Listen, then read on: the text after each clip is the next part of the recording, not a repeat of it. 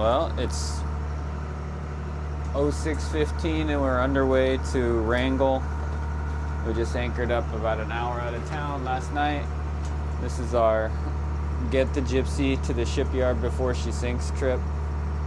Luckily, she's sitting in the harbor for 8 years, so we know she wasn't just about to sink quite, but getting her out of the harbor and some waves and things with really bad electrolysis on the hull, there was a little bit of concern, but no signs of any water leaking or anything like that on our trip. And the major shaft wobble issue is doing fine. Everything, honestly, there hasn't been a problem on the trip. And it's going to be about a 15 hours worth of running for us.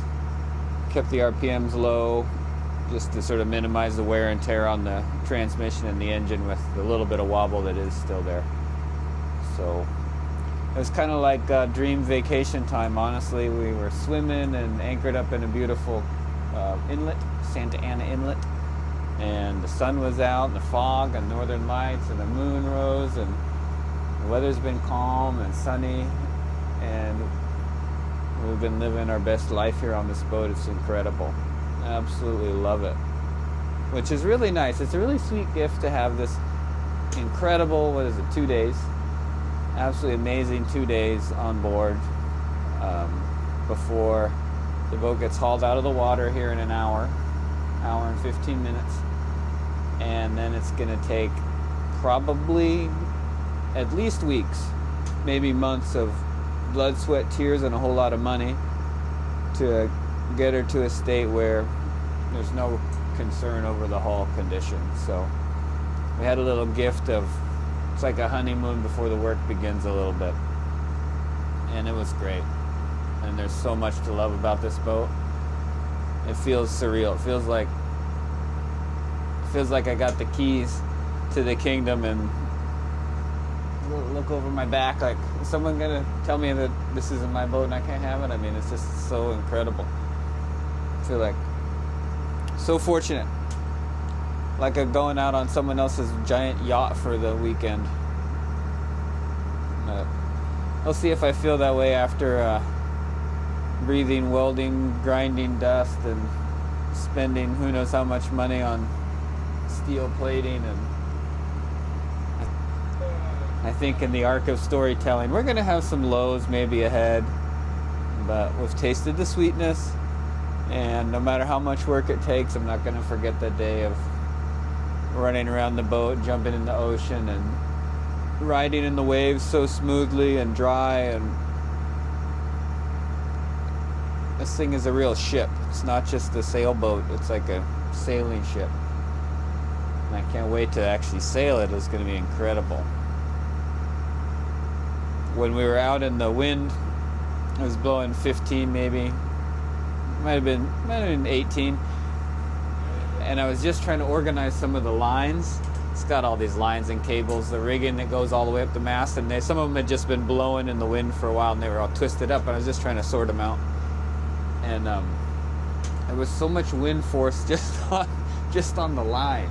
No sails up at all, just the line going. The mast is so tall, and with that amount of wind, it was like a struggle to pull the line taut. And I can only imagine the power of one of these sails up, these huge sails on this boat. It would just be a phenomenal amount of power there. I'm very excited. Look forward to that.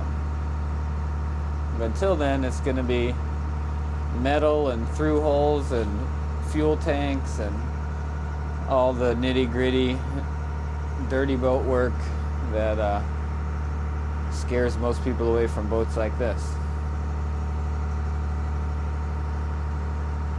So, wish us luck in Wrangell. It should be quite an adventure. Dry patch on. Type 2 adventure. Shipyard adventure. Here we go. She's a worthy project, and I love her dearly. It's going to work out.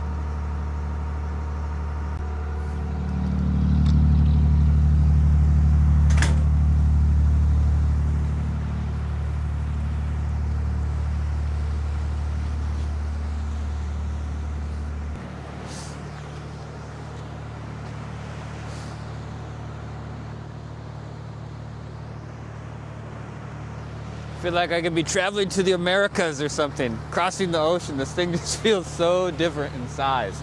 You stand up here on the bow. It's like when you're on the front of a ferry and you can barely even hear the engines in the background. You just hear water moving. And you look out and it's like, wow, this thing is meant to cross oceans. It's pretty incredible. I left the pole out here.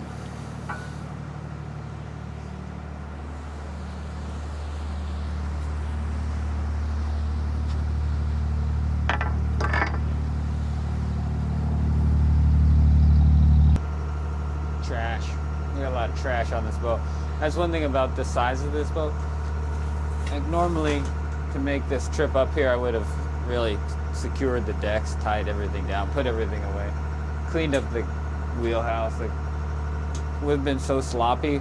We have just teacups and water jugs and bottles of oil sitting on the counter, just on the counter, just like at a house.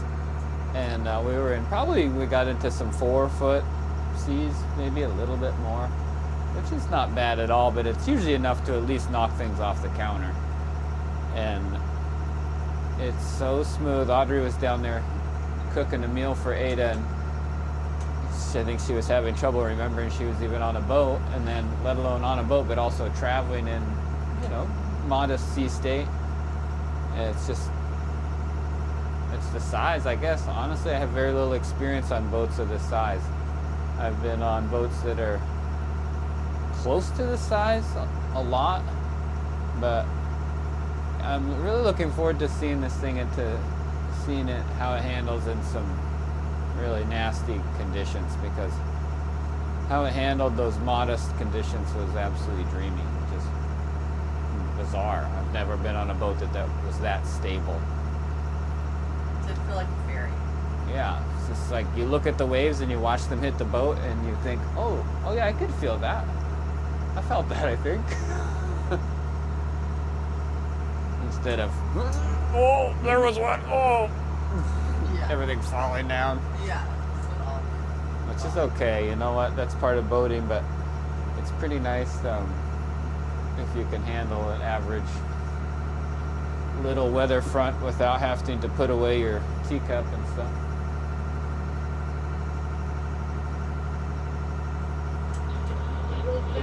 Alright, on to the next adventure we go. Shipyard. 624. Well, first is the travel lift. Oh yeah. We have to back into the slings at the travel lift. That'll be fun. I think it'll be fine as long as we don't smash our little launch back there.